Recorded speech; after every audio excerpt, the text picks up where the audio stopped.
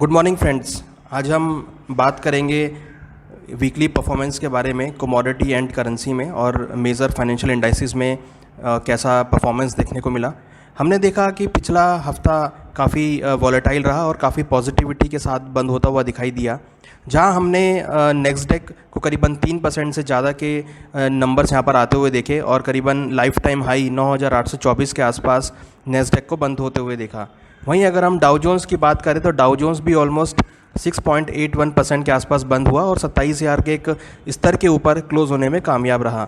वहीं अगर हम भारत के इंडाइसिस की बात करें तो जिस तरीके से हमने लास्ट वीक में बैंक निफ्टी और निफ्टी में तेज़ी आते हुए देखी थी, उसी तर्ज पर हमने इस हफ्ते में भी एक पॉजिटिव ट्रेंड में मार्केट बंद होते हुए देखा और हमने देखा कि बैंक निफ्टी ऑलमोस्ट 10.04% के आसपास बंद होती हुई दिखाई दी। वहीं अगर हम निफ्टी की बात करें तो निफ्टी में भी हमने पिछले हफ्ते काफ़ी तेज़ी देखी थी, तो अगर हम इस हफ्ते की बात करें तो यहाँ पर भी मार्केट ऑलमोस्ट 6.86% की तेज़ी के साथ बंद हुआ और 10,000 के एक महत्वपूर्ण स्तर के ऊपर, जो कि काफ़ी टाइम से मार्केट उसको फेस कर रहा था, उसके ऊपर क्लोज होने में कामयाब रहा और करीबन 10,145 के आसपास निफ्टी क्लोज हुआ। तो इससे अगर हम देखें तो ये इंडिकेट लगता है कि जितने भी इंडाइसिस थे, ग्लोबल इंडाइसिस, सभी पॉजिटिव में यहाँ पर बंद हुए हैं। वहीं अगर हम और भी इंडाइसिस की बात करें तो जहाँ पर अगर हम कैक को देखें तो वो भी करीबन 10.70% वीकली बेसिस पर बढ़त के साथ बंद हुआ और अगर हम डेक्स की बात करें तो वो भी करीबन 10.88% के बढ़त के साथ बंद हुआ है। तो मेजर इंडाइसिस जितने भी थे ग्लोबल के, वो सभी पॉजिटिव ट्रेंड में बंद हुए हैं इस वीक में और हमें लगता है कि आगे भी ऐसा ही जो ट्रेंड है वो आते हुए देखने को मिल सकता है। यहाँ पर अगर हम रीज़न की बात करें या जो फंडामेंटल अपडेट्स हुए हैं उसकी यहाँ पर बात करें तो यहाँ पर इंटरेस्टिंगली जो जॉबलेस क्लेम था यूएस का, वो इंटरेस्टिंगली काफ़ी गिरा है। मींस जो वहाँ पर अनएम्प्लॉयमेंट रेट है वो अनएक्सपेक्टेडली फॉल हुआ है 13.3% के आसपास, तो जो कि एक अनएक्सपेक्टेड है, जिसकी वजह से हमने काफ़ी शानदार तेज़ी यहाँ पर बनते हुए देखी है। वहीं अगर हम बाकी इंडाइसिस की बात करें, कमोडिटी इंडाइसिस की बात करें तो यहाँ पर हमने गोल्ड में गिरावट आते हुए देखी है। करीबन 2.98% के आसपास गोल्ड के भाव नीचे गिरे हैं और गोल्ड के भाव अब 46,000 के स्तर को तोड़कर नीचे करीबन 45,698 के आसपास ट्रेड करते हुए दिखाई दिए हैं। वहीं अगर हम सिल्वर की बात करें तो सिल्वर के अंदर भी करीबन 5.52% की गिरावट देखने को मिली है और भाव अब करीबन 47,350 के आसपास आते हुए दिखाई दिए हैं। वहीं अगर हम इंटरेस्टिंगली क्रूड की बात करें, जो कि काफ़ी टाइम से काफ़ी वॉलेटिलिटी के साथ ट्रेड कर रहा था, तो हमने देखा था कि क्रूड के भाव इस वीक करीबन 16% बढ़े हैं और 2900 के स्तर को ब्रेक करते हुए 2990 के आसपास बंद होते हुए दिखाई दिए हैं। वहीं अगर हम बेस मेटल्स की बात करें तो सभी बेस मेटल के अंदर हमने तेज़ी रिकॉर्ड की है। अगर हम कॉपर की बात करें तो कॉपर भाव करीबन 4.16% के आसपास बंद हुआ है और 430 के महत्वपूर्ण स्तर के बाद इसमें एक तेज़ी आते हुए दिखाई दी है। वहीं अगर हम जिंक की बात करें तो जिंक के भाव करीबन 3.33% के आसपास क्लोज हुए हैं और ऊपर करीबन 164 के लेवल, 160 का जो स्तर था उसको ब्रेक करते हुए 164 के स्तर के आसपास बंद होते हुए दिखाई दिए हैं।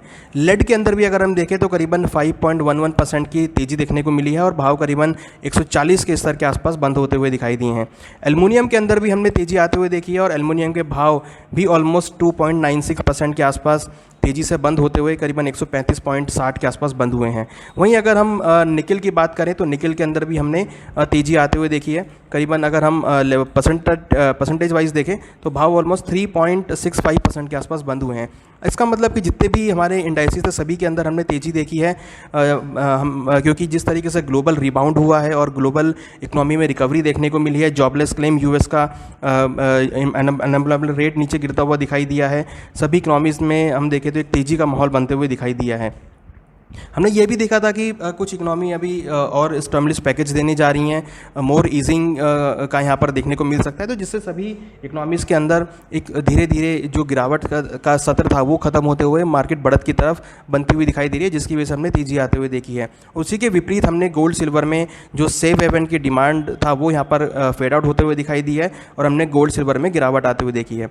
अब हम अगले हफ्ते की अगर बात करें तो हमें लगता है कि गोल्ड सिल्वर में आने वाले दिनों में गिरावट कुछ और देखने को मिल सकती है, प्रॉफिट बुकिंग यहाँ पर हो सकती है। तो अगले हफ्ते भी हमें लगता है कि गोल्ड के अंदर गिरावट का माहौल देखने को मिल सकता है। अगले हफ्ते के लिए जो इंपॉर्टेंट लेवल्स हैं, करीबन गोल्ड के अंदर नीचे सपोर्ट करीबन 45,000 के आसपास रहेगा और रेजिस्टेंस करीबन 46,500 के आसपास रहेगा। तो हमें लगता है कि गोल्ड के अंदर अगर हायर लेवल्स आएँ तो वहाँ बिकवाली का ट्रेड बनाया जा सकता है।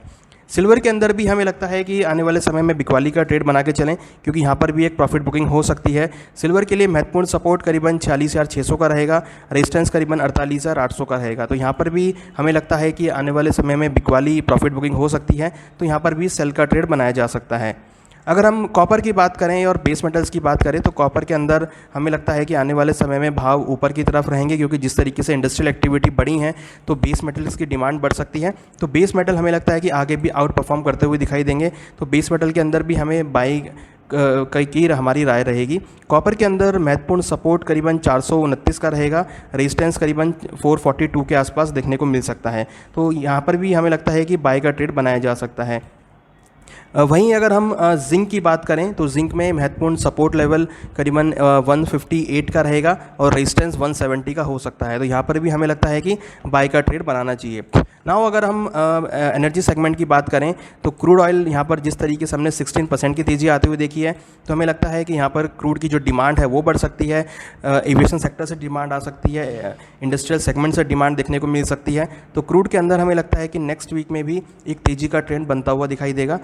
क्रूड के लिए महत्वपूर्ण सपोर्ट करीबन 2700 का रहेगा और एक रेजिस्टेंस लेवल करीबन 3200 के आसपास हो सकता है। यहाँ पर भी हमें लगता है कि बाय ऑन डिप्स की स्ट्रेटेजी बनानी चाहिए, क्योंकि पिछले अगर हम 3 या 4 हफ्ते से देखें तो एक पॉजिटिव ट्रेंड में मार्केट जा रहा है। तो टेक्निकली भी यहाँ पर एक पॉजिटिव ट्रेंड बना है, तो क्रूड के अंदर खरीदारी की ट्रेड बनाया जा सकता है। नाउ अगर हम एग्रीकल्चर सेगमेंट की बात करें तो यहाँ पर भी हमने सभी सेक्टर्स में बढ़त आते हुए देखी है। अगर हम एडिबल ऑयल्स की बात करें तो हमने देखा है कि यहाँ पर जो सोयाबीन है वो भी यहाँ पर काफ़ी बढ़त के साथ बंद हुआ है, ऑलमोस्ट 3.72% की तेज़ी के साथ बंद होते हुए करीबन 3962 के लेवल पर बंद हुआ है। वहीं अगर हम रिफाइंड सोया की बात करें तो रिफाइंड सोया के अंदर भी हमने करीबन 2.95% की तेज़ी देखी है और भाव करीबन 808 के स्तर के आसपास बंद हुए हैं। और क्रूड पाम ऑयल भी यहाँ पर हमने बढ़त के साथ बंद होते हुए देखा है, क्योंकि यहाँ पे जिस तरीके से डिमांड बढ़ी है यहाँ पर भाव ऊपर आते हुए दिखाई दी हैं। 2.05% की हमने क्रूड पाम ऑयल में बढ़त आते हुए देखी है। जिस तरीके से एडिबल ऑयल्स के इंपोर्ट यहाँ पर कम हुए हैं उससे काफ़ी सपोर्ट मिलता हुआ दिखाई दिया है, जिससे एडिबल ऑयल्स में डोमेस्टिक डिमांड बढ़ने की वजह से भाव ऊपर आते हुए दिखाई दिए हैं।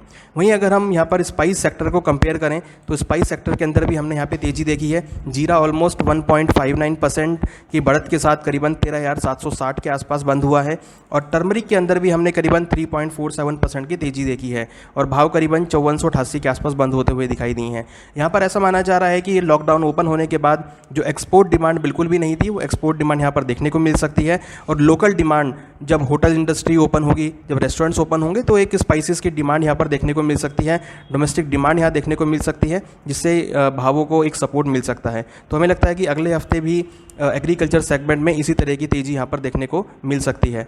वहीं अगर हम आप करेंसी की बात करें तो डॉलर इंडेक्स में हमने गिरावट आते हुए देखी है। ऑलमोस्ट हमने करीबन 9 महीने के लोअर लेवल्स आते हुए देखे हैं डॉलर इंडेक्स में। हमें लगता है कि यहाँ पे डॉलर इंडेक्स में आगे भी कुछ और गिरावट देखने को मिल सकती है, जिससे रुपए को यहाँ पर सहारा मिल सकता है। और अगर हम देखें तो रुपी जिस तरीके से ग्लोबल रिकवरी यहाँ देखने को मिल रही है तो करेंसी यहाँ पर एप्रिसिएशन की तरफ हमें देखने को मिल सकती है। हालाँकि हमने एक रेंज बाउंड मूवमेंट USD/INR में आते हुए देखी है, मगर हमें लगता है कि आने वाले समय में जिस तरीके से ग्लोबल रिकवरी होगी तो यहाँ पर रुपी भी स्ट्रांग होता हुआ दिखाई देगा। तो अगले हफ्ते के लिए रुपी के लिए जो इंपॉर्टेंट स्तर रहेंगे करीबन सपोर्ट साइड देखें तो करीबन 75.50 का रहेगा और रेजिस्टेंस करीबन 76.40 का देखने को मिल सकता है।